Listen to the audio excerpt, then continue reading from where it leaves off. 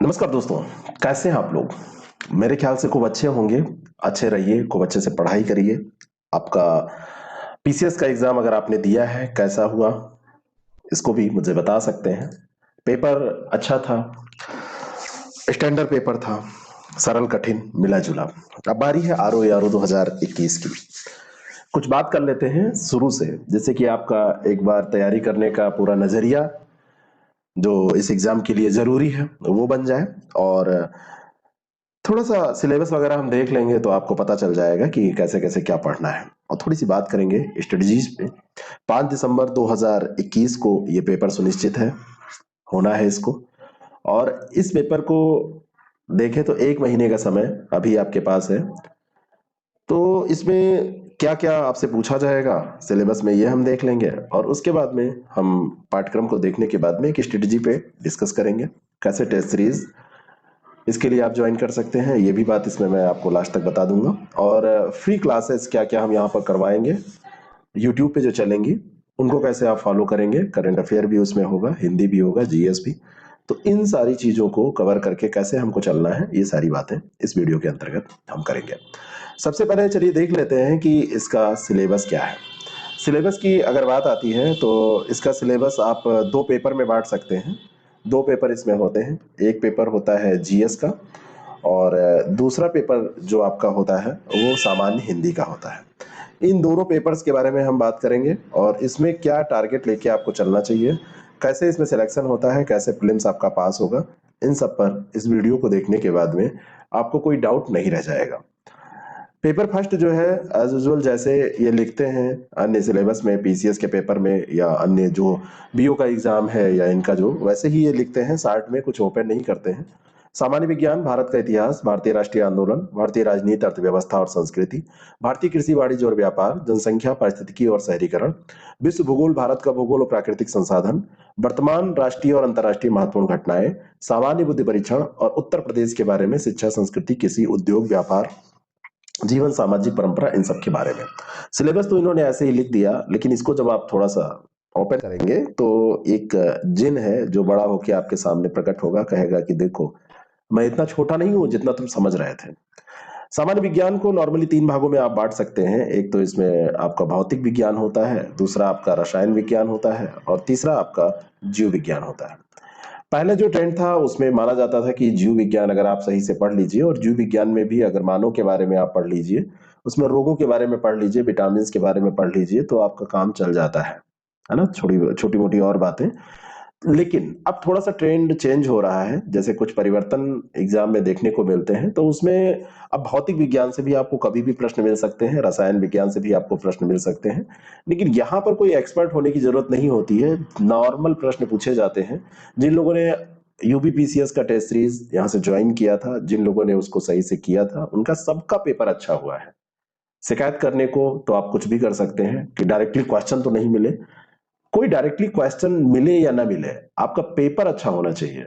Paper out करने की बात यहाँ पर नहीं होती है। पेपर को अच्छा कराने के लिए, आपकी तैयारी के लिए यहाँ पर प्रयास किए जाते हैं। उन सब का मैसेज आया, मैं आपको स्क्रीनशॉट भी, टेलीग्राम आप फॉलो कर लीजिएगा, मैसेजेस के स्क्रीनशॉट में वहां पर शेयर करूंगा कि कैसे फीडबैक रहे हैं लोगों के, जिन लोगों ने टेस्ट सीरीज में पार्टिसिपेट किया।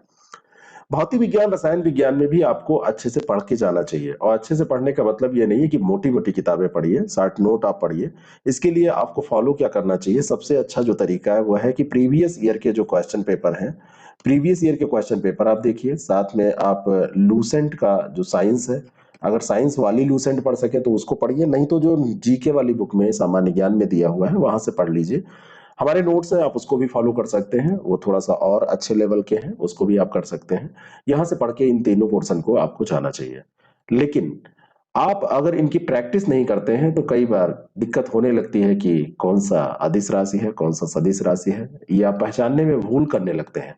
और इसका कारण यही होता है कि आपने पढ़ा है लेकिन आपने प्रैक्टिस नहीं की है। और प्रैक्टिस जो होता है, प्रैक्टिस का सेशन जो होता है, वो आपको परफेक्ट करता है। वो आपको जो टॉपिक आपने रीड किया है उस पर उन चीजों को समझाने का प्रयास करता है जो परीक्षा में पूछी जाती हैं। और सबसे बड़ी बात है कि वो प्रैक्टिस सेशन आपको ये सिखा देता है कि आंसर कैसे निकाला जाता है। तो आप प्रैक्टिस करके जाइए। भारत के इतिहास में भी आपको 3 भागों में इसको मोटे तौर पर आप बांट सकते हैं, प्राचीन, मध्यकालीन और आधुनिक मॉडर्न, यानी कि एंशियंट, मेडिवल और जो मॉडर्न है, इन तीनों से इक्वली क्वेश्चन यहाँ पर यूपीपीसीएस में पूछे जाते हैं। यहाँ पर आप ये नहीं कह सकते कि आप केवल मॉडर्न पढ़ के चले जाएंगे। यूपीएससी भी अभी हाल का जो पेपर हुआ है इस साल का, उसमें एंशियंट और मेडिवल से क्वेश्चन उठा के रख रहा है। पीसीएस में तो हमेशा से इन तीनों सेगमेंट का, चाहे एंशियंट हो, मेडिवल हो और मॉडर्न हो, इसमें स्वतंत्रता संघर्ष भी है मॉडर्न में, तो इन सभी का इक्वल हमेशा योगदान रहा है। कभी भी इसको आप अलग से, ये देखिए भारतीय राष्ट्रीय आंदोलन अलग से इन्होंने दिया है, तो आप ऐसा नहीं कह सकते कि इसमें अलग से आप इसको केवल पढ़ लें और ये हिस्ट्री का ये पोर्शन छोड़ दें। यहाँ पे आपसे टर्मिनोलॉजी पूछ ली जाती है, यहाँ से आपको कुछ क्वेश्चंस आपको हायरकी में भी मिल जाते हैं, कुछ कल्चर के क्वेश्चन मिल जाते हैं जो मुगल काल का और दिल्ली सल्तनत का रहा है, तो वहां से भी आपको तैयारी करनी पड़ती है। आपको सिंधु सभ्यता जो पहला ही चैप्टर, दूसरा चैप्टर लोग लगभग छोड़ देते हैं कि इससे प्रश्न क्यों आएंगे, वहां से भी प्रश्न आपको अक्सर मिलते हैं। भारतीय राजनीति विज्ञान, विज्ञान नहीं, अर्थव्यवस्था और संस्कृति, देखिए यहाँ पर पॉलिटी और साथ में इकोनॉमी का सिलेबस एक साथ में रख दिया गया है और साथ में आगे लगा दिया गया है भारतीय।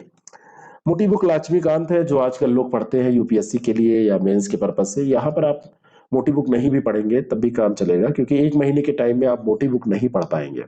इसके लिए आपको करना ये हो चाहिए कि पुराने साल के पेपर देखिए और साथ में लूसेंट से, और लूसेंट में या कोई भी नोट्स जो आपके पास है, हमारा भी नोट्स आपका एक अच्छा काम कर सकता है, तो उसमें आप आर्टिकल्स देख लीजिए, उसमें आप पार्ट जो दे हैं वो देख लीजिए, आप कॉन्स्टिट्यूशनल अमेंडमेंट जो हुए हैं इंपॉर्टेंट उनको देख लीजिए, है ना। तो अनुसूची, भाग और जो अनुच्छेद हैं, इन पे बहुत सारे प्रश्न बन रहे हैं, जैसे डीपीएसपी है जो मौलिक अधिकार है, मौलिक कर्तव्य है, इनसे रिलेटेड, या कोई भी जैसे वीकर सेक्शन है, महिलाओं से संबंधित कोई अनुच्छेद है, या आप कह सकते हैं कि जो संसदीय प्रक्रियाओं से संबंधित अनुच्छेद है, जो कुछ विशेष अधिकार दिए जाते हैं राष्ट्रपति महोदय को, राज्यपाल महोदय को, तो इन लोगों से संबंधित जितने भी आर्टिकल, अनुच्छेद, ये सब हैं, उनको आप अच्छे से तैयार कर लीजिए।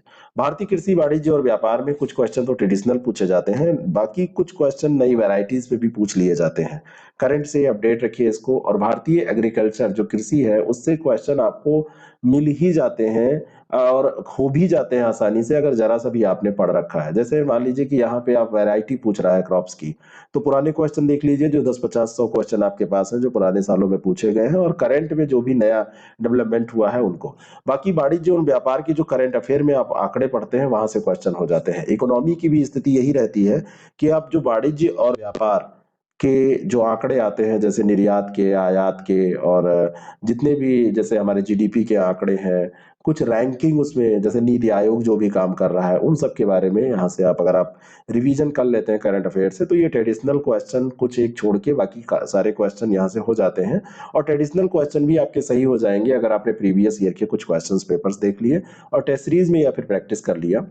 जनसंख्या, पारिस्थितिकी और शहरीकरण, ये जो पोर्शन है ये बहुत ज्यादा इंपॉर्टेंट है, और इसको मैं कहता हूं कि आप बहुत अच्छे से पढ़ के जाइए आरओ के लिए, क्योंकि आरओ में इससे क्वेश्चन अक्सर आपसे पूछे जाते हैं।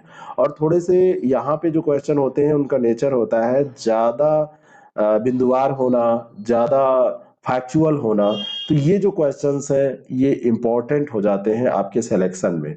जैसे जनसंख्या और नगरीकरण पीसीएस में भी पूछा जाता है, लेकिन यहाँ पर जब पूछा जाता है आरओ में, तो थोड़ा सा और ज्यादा डेटा इफेक्टिव यहाँ पर प्रश्न बनते हैं, उनका प्रभाव ज्यादा आपको दिखता है। तो यहाँ पर आप आंकड़ों को बिंदुवार याद करिए। जैसे वैसे आपने मोटे मोटे पे याद तौर पे याद कर लीजिए, 57%, 67%, 77%, ये यूपी की लिटरेसी रेट है। यहाँ पे पॉइंट में आपसे पूछ लेगा, तो थोड़ा सा जब पढ़िए तो उसको ध्यान रख के पढ़ लीजिए। ठीक है, इसके लिए आपको ज्यादा कुछ करने की जरूरत नहीं है, आप कहीं नेट से भी डिग कर सकते हैं, आप आसानी से उसको नेट से भी पढ़ सकते हैं। और साथ में आपके पास कोई भी पुराना पड़ा हो 2011 का ही आंकड़ा, तो उसको कर लीजिए। हाँ, शहरीकरण और नगरीकरण के जो आंकड़े हैं वो लेटेस्ट आते हैं, कोई भी करंट अफेयर की आप बुक उठाएंगे, हमारे चैनल पे भी ये डिस्कस होता रहता है, आप वहां से इसको रिवाइज कर लेंगे। ठीक है, तो ये सारी चीजें। और बाकी जो यहाँ पे जैसे इतिहास के बारे में बात हो रही है, इतिहास अगर टू द पॉइंट आपको पढ़ना है तो आप आसानी से लूसेंट से रिवाइज कर सकते हैं, लेकिन थोड़ा सा कंसेप्ट में पढ़ना है या थोड़ा सा आपको ज्यादा फैक्ट चाहिए तो आप किरण पे जा सकते हैं। ऐसे ही यहाँ पर राजनीति विज्ञान, अर्थव्यवस्था, लूसेंट से आपका काम हो जाएगा, बहुत ज्यादा पीछे जाने की जरूरत नहीं है, क्योंकि फैक्ट आजकल बहुत ज्यादा पूछ रहा है। जनसंख्या, नगरीकरण मैंने भी आपको बता दिया। विश्व भूगोल और भारत का भूगोल, प्राकृतिक संसाधन, जो इसमें पढ़ाई है बहुत ज्यादा पढ़ने से आपका, जैसे कई बार आपको लगता है कि आपने सारा कॉन्सेप्ट तैयार किया, कई बार लोग मोटी मोटी किताबें पढ़ते हैं, भौतिक भूगोल की अलग पढ़ते हैं, जनसंख्या नगरीकरण अलग पढ़ डालते हैं, ये सब जरूरत यहाँ नहीं है। ये जीएस का एग्जाम है और आजकल के क्वेश्चंस के नेचर को देखते हुए तो बस यही लगता है कि कुछ कॉन्सेप्ट आपका होना चाहिए।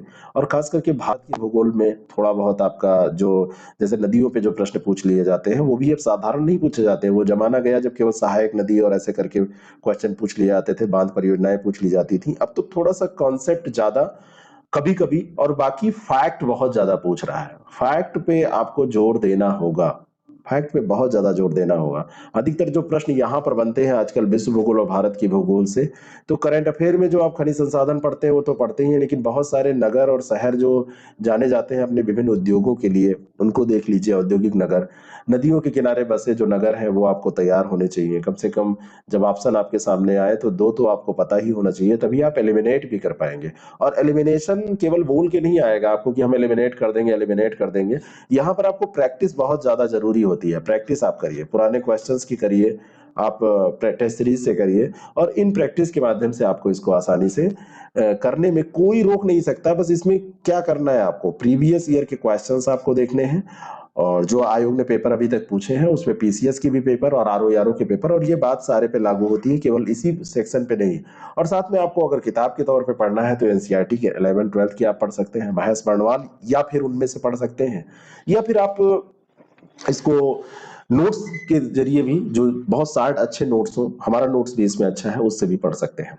वर्तमान राष्ट्रीय और अंतर्राष्ट्रीय महत्वपूर्ण घटनाएं, अब की बार भी पीसीएस में देखा जाए तो करीब आप टोटल जोड़ेंगे तो 35-40 क्वेश्चन के बीच में आपको मिल जाएगा जो करंट अफेयर से डायरेक्टली इनडायरेक्टली रिलेटेड था। करंट अफेयर में जो आजकल चीजें पूछी जा रही हैं वो डायरेक्टली नहीं पूछी जा रही हैं। जो हम चीजें व्याख्या में करते हैं, एक्सप्लेनेशन में जब डिस्कशन हम करते हैं, तो जो एक्सप्लेनेशन के दौरान चीजें हम डिस्कस करते हैं वो चीजें आपसे क्वेश्चन के तौर पर पूछी जा रही हैं। और मैं बार बार जब आपको कोई सेशन लेता हूं तो मैं कहता हूं एक्सप्लेनेशन बहुत ज्यादा इंपॉर्टेंट है, क्योंकि किसी भी टॉपिक पे सारे क्वेश्चन आपके लिए बनाए जाएंगे तो एक एक टॉपिक पे 5-5 क्वेश्चन बनेंगे, और डेली का करंट अफेयर पहुंच जाएगा 50 क्वेश्चन, और इतना आप तैयार नहीं कर सकते। महीने का 1500 क्वेश्चन, एक क्वेश्चन, और उसके बाद में एक्सप्लेनेशन में 1 2 3 पॉइंट, उन पॉइंट्स को आप डेली का डेली या वीकली जब हम लोग डिस्कस करते हैं जैसे भी है उसको नोट करिए। और न्यूज़पेपर का बहुत अहम रोल होने जा रहा है अब हर एक एग्जाम में। डायनेमिक स्टैटिक पूरा खत्म हो रहा है, डायनेमिक जीके पूछा जा रहा है, डायनेमिक जीएस पूछा जा रहा है। तो स्टैटिक से हटके अगर ऐसा पूछा जा रहा है तो आप न्यूज़पेपर कम से कम 2 फॉलो करिए। ऑनलाइन पढ़िए, जैसे भी पढ़िए, लेकिन इसको फॉलो करिए। इकट्ठा करंट अफेयर कई बार आप पढ़ते हैं तो आपको लगता है, आप हमसे अक्सर पूछते रहते हैं कि सर ये साल भर का करंट अफेयर हम पढ़ ले, कहाँ से पढ़ ले? दृष्टि से पढ़ ले, घटना चक्र से पढ़ ले, मतलब दृष्टि घटना चक्र जो आती है पीसीएस के लिए वही जानी जाती है, घटना चक्र की जो होती है, घटना सार आती है। तो दृष्टि जो आती है, घटना चक्र वाली दृष्टि की मैं बात कर रहा हूँ, वो आप पढ़ते हैं, ठीक है, बढ़िया है, उसमें साल भर का दिया रहता है। हमारी भी पत्रिका है, मंथली आती है, साल भर का दिया रहता है, पूरा आप पढ़ लेंगे तो आपको साल भर का तैयार होगा। लेकिन ज्यादा हो जाता है, एकदम से आपका दिमाग उतना नहीं कर पाता है मगअप। आप सोचते हैं कि एक बार में पूरा मगअप कर जाएंगे, दिमाग में वो पूरा एब्जॉर्ब हो जाएगा, सब पच जाएगा, तो उसको पचा नहीं पाता है, और इसी में दिक्कत हो जाती है, और कई बार चीजें जानते हुए भी आप गलत कर देते हैं। ठीक है, तो ये डेली का डेली आप करंट अफेयर वीकली लेवल पे, या आप 15 दिन का तैयार करते रहिए। मंथली तो कम से कम अच्छे से तैयार कर ही लीजिए। और जीएस के पोर्शन में करंट अफेयर को आप मिक्स करके देखिए। और सामान्य बुद्धि परीक्षण की अगर हम बात करें तो यहाँ पे मैथ्स में अर्थमेटिक और साथ में रीजनिंग के क्वेश्चन पूछे जाते हैं। 15 के करीब क्वेश्चन आते हैं। नॉर्मल रीजनिंग मैथ्स होती है, लेकिन सीसाइट के पेपर में अभी जो पूछी गई तो इसके लिए थोड़ा सा टफ के लिए भी आपको तैयार रहना चाहिए। लेकिन आपको इसके लिए डेली 5 घंटे देने की जरूरत नहीं है, या 2-3 घंटे आप डेली देंगे तो दिक्कत है, अन्य चीजों पे आप इनजस्टिस करेंगे। वो यहाँ पे जो रीजनिंग पूछी जाएगी 7 क्वेश्चन 8 क्वेश्चन, तो उसमें से आप 5-6 कर लेंगे। मैथ्स भी जो पूछी जाएगी आसान होगी, वो आप कर लेंगे। यहाँ पे आपका टारगेट, जिनका है मैथ रीजनिंग अच्छा, वो बढ़ा के रखें, नहीं तो और लोगों को यहाँ पे मैं कहता हूँ कि वो परेशान ना हो, नॉर्मल टारगेट रख के इसकी तैयारी करें। यूपी स्पेशल अब पूछना चालू हुआ है, और यूपी स्पेशल में नॉर्मल क्वेश्चन नहीं, करंट भी पूछ रहा है, और साथ में जो कल्चर वाला एस्पेक्ट है, कल्चरल एस्पेक्ट से बहुत सारे प्रश्न पूछ रहा है। एजुकेशन कल्चर, एग्रीकल्चर सब कुछ आपको तैयार करके जाना है। इसके लिए आप हमारा नोट्स भी फॉलो कर सकते हैं, साथ में वाणी की किताब है उसको फॉलो कर सकते हैं। ठीक किताब है, अच्छे से उसको अगर आप कर लेंगे, पतली वाली मोटी वाली नहीं, तो आपका ये प्रीलिम्स हो जाएगा। बात आती है कि इसमें कितने क्वेश्चन कितने नंबर, तो 140 क्वेश्चन होते हैं और हर एक क्वेश्चन एक नंबर का होता है, 140 नंबर का। यहाँ का टारगेट आपका कितना होना चाहिए, यहाँ पे टारगेट 90 लेके आप चल सकते हैं कि 90 क्वेश्चन आपको यहाँ पे आफ्टर नेगेटिव मार्किंग लेके चलना है। टारगेट की बात मैं कर रहा हूँ, इतना क्वेश्चन आप सही कर पाएंगे या नहीं ये आपकी तैयारी पे डिपेंड करेगा, लेकिन टारगेट थोड़ा सा अच्छा ही रहना चाहिए। मैं 100 भी नहीं कह रहा हूँ, 90 लेके यहाँ पर चलिए। दूसरा जो पेपर है यहाँ पर वो इसका है हिंदी का। केवल एक पेपर से मेरिट नहीं बनती, यहाँ पर हिंदी क्वालिफाइंग नहीं है। यहाँ पर पहला पेपर 140 क्वेश्चन का, दूसरा क्वेश्चन पेपर 60 क्वेश्चन का, और इसको दोनों जोड़ के 200 क्वेश्चन पे मेरिट बनती है। और 200 क्वेश्चन की जो मेरिट है उसमें इन होने के लिए, बाकी तो पेपर और नंबर ऑफ सीट्स पे डिपेंड करता है कि कैसा पेपर आएगा और कितनी सीटें हैं, लेकिन कम से कम एक नॉर्मली गेस किया जाता है कि दोनों में अगर 130 आपका पहुंच रहा है लगभग, तो ये कम ज्यादा जो पेपर के नेचर पे डिपेंड करेगा उतना छोड़ दीजिए, तो आप ठीक ठाक कैंडिडेट हैं, अच्छे से आप आपकी तैयारी है और आप इन हो रहे हैं। मैंने वहां पे कहा कि 90 टारगेट, तो यहाँ पे कितना टारगेट होना चाहिए? सबसे पहले तो यहाँ पे देखिए, सबसे अच्छी बात है आरओ के हिंदी में कि यहाँ पे 6 सेक्शन और हर एक सेक्शन से 10 क्वेश्चन, और हर एक सेक्शन से 10 क्वेश्चन पूछ के यहाँ पे टोटल 60 क्वेश्चन पूछे जाते हैं। नेगेटिव मार्किंग यहाँ पे भी होती है, और हर एक सेक्शन से यहाँ पर आपको 2-3 क्वेश्चन थोड़े से टफ मिलेंगे, बाकी सरल क्वेश्चन मिलते हैं जो सब लोग कर लेते हैं। तो फाइट यहाँ पे आके रुक जाती है कि लोग 40 क्वेश्चन तो हर लोग आसानी से करते हैं, लेकिन जो ये 6 सेक्शन में 2-3 क्वेश्चन हर एक व्यक्ति के जो गलत होते हैं, 40 नहीं 45 तक मैं कहूंगा कि आसानी से हो जाते हैं, 44 45 46 क्वेश्चन तक। लेकिन कहीं 2 क्वेश्चन, मान लीजिए कि विलोम में 2 क्वेश्चन टफ आ गया, वाक्यों वर्तनी शुद्धि में 3 क्वेश्चन आपका समझ में आपको नहीं आ रहा है, ऐसे ही तद्भव तत्सम में 2 क्वेश्चन आपका फंस गया, विशेष विशेषण में 3 क्वेश्चन फंस गया, पर्यायवाची में 2 फंस गया, तो ये 12 13 14 क्वेश्चन जो होते हैं ये चैलेंजिंग होते हैं, इन्हीं की प्रैक्टिस आपको करनी होती है। अंतर्धान सही होगा कि अंतर्ध्यान सही होगा, कवियत्री सही होगा कि कवियत्री सही होगा, है ना? आशीर्वाद की स्पेलिंग क्या होगी, तद्भव तत्सम में ऐसे बहुत सारे शब्द हैं। विशेष विशेषण में आप पहचान पा रहे हैं कि नहीं पहचान पा रहे हैं? वाक्य दे दिया, गिनने कह दिया कितने विशेष कितने विशेषण, तो आप कैसे पहचान पाएंगे? इसके लिए आपको प्रैक्टिस करनी होगी, और ये सारी प्रैक्टिस हम चैनल पे करवाएंगे। इधर टेस्ट सीरीज अगर आप ज्वाइन करते हैं तो उसमें भी आपको पेपर मिलेंगे। हमारी टेस्ट सीरीज चल भी रही है, एक नई टेस्ट सीरीज भी हम इंट्रोड्यूस करने वाले हैं। 1 तारीख से मैं सोच रहा हूँ उसको स्टार्ट कर दिया जाए, या दीपावली के जस्ट बाद से, ज्यादा उम्मीद है 1 तारीख से, उसका अनाउंसमेंट हम कर देंगे आजकल में। तो यहाँ पर सबसे एक तो बुक के तौर पर मैं कहूंगा कि आप प्रीवियस ईयर के क्वेश्चन देखिए, और एक कोई बुक ले लीजिए, जैसे आपकी पांडे जी की बुक है, पृथ्वीनाथ पांडे जी की, तो पीएन पांडे भी आप पढ़ सकते हैं, है ना? एक बुक है, अच्छी बुक है, इसको आप पढ़ लीजिए। कई क्वेश्चन आपको ऐसे मिलेंगे जो आपको कहीं पढ़े लिखे नहीं भी मिलेंगे, कि कहीं आपने उसको आज तक देखा ही नहीं है। एग्जाम है, आप प्रैक्टिस करेंगे तो ऑप्शन तो आपको बहुत सारे मिलेंगे ऐसे ना, जिनको आपने पहले देखा है, क्वेश्चन तो आपने नहीं सुना है, लेकिन ये आप तो जानते हैं ना कि इस ऑप्शन पे हम क्वेश्चन कर चुके हैं, तो क्वेश्चन के साथ ऑप्शन की भी उतनी ही वैल्यू होती है। जब क्वेश्चन क्वेश्चन पढ़ने से ना लगे तो ऑप्शन पढ़ के लगाया करिए। तो ये 6 सेक्शन, यहाँ पे जो टारगेट आपका है वो टारगेट पे थोड़ा हम बात करें, तो दोनों पेपर में टारगेट की हम बात कर रहे हैं। तो पेपर फर्स्ट में मैंने आपको बताया कि पेपर फर्स्ट में आपको 90 क्वेश्चन का टारगेट लेके चलना चाहिए, यहाँ पे है 140 क्वेश्चन। और जो पेपर सेकंड है यहाँ पर है 60 क्वेश्चन, यहाँ पे टारगेट क्या होना चाहिए, तो यहाँ पे 55 का टारगेट आप लेके चलिए, 56 कर लीजिए, इसको 54 कर लीजिए, +-1 यहाँ पे मैं आपको छूट दे रहा हूँ कि 55 +-1 का टारगेट आपका होना चाहिए। अगर आप 60 में 60 भी कर सकते हैं तब तो और अच्छी बात है, क्योंकि यहाँ पर ये 90 का टारगेट है, यहाँ पे 55 का टारगेट है, तो ये दोनों जोड़ के 145 आपका हो जा रहा है। और अगर इसमें कुछ आप मिस भी करेंगे तो 132-33 आपका हो जाएगा, +-1 यहाँ तक, तो आप इन हो जाएंगे कम सीटों पे भी। लेकिन अगर आप इससे नीचे जाते हैं, बाकी पेपर के नेचर पे डिपेंड करेगा, इससे नीचे जाते हैं तो आपको समस्या होगी, और समस्या इसलिए होगी क्योंकि अगर आपने हिंदी को लापरवाही के साथ लिया तो आपका टारगेट यहाँ पर 55 मैंने आपको बताया, और ये रह गया अचीव करने में 47, और इत्तेफाकवश यहाँ भी 90 नहीं आया और यहाँ पर आपका 82 पहुंच गया। और 47 और 82 आप बॉर्डर पे पहुंच गए, 129 ही आपका सही हुआ और कट ऑफ चली गई 130। तो थोड़ा सा सेफ जोन में अपने को रखते हुए यहाँ का टारगेट 55 और ये आसानी से हो जाएगा।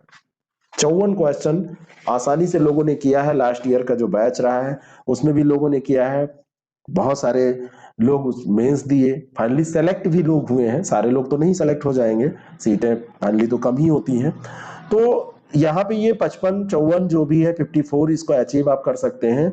और यहाँ पर भी 90 का आप टारगेट रखेंगे तो 80 से 85 के बीच का स्कोर आपके लिए ठीक ही होगा। लेकिन मैं अगर मुझसे आप पूछेंगे तो मैं यही कहूंगा कि 90 से ऊपर का आप मामला रखिए, यहाँ पर अपना टारगेट रखिए, तभी आपका एक आप जो सिलेक्शन का है कि आप पक्का सेलेक्ट हो रहे हैं, मेंस दे रहे हैं, तो वो सही रहेगा। और सबसे बड़ी बात ये है आरओ के बारे में कि जो पीसीएस में प्रीलिम्स का सिलेबस है, मेंस का उतना हेल्पफुल मेंस में हेल्पफुल नहीं रहेगा, लेकिन यहाँ पर जो आप प्रीलिम्स में पढ़ रहे हैं सेम यही मेंस में भी आपके लिए हेल्पफुल होगा, क्योंकि 5 टॉपिक वहां पे आपको हिंदी के मेंस में मिल जाएंगे और जीएस का एक पेपर 140 क्वेश्चन का प्रीलिम्स में है, 120 क्वेश्चन का यहाँ पर भी मिल जाएगा। यहाँ पर जो तैयारी कर लेंगे वहां पर भी आपके काम आएगी, तो इसको मिस ना होने दीजिए, यह अवसर आपके लिए बहुत अच्छा है।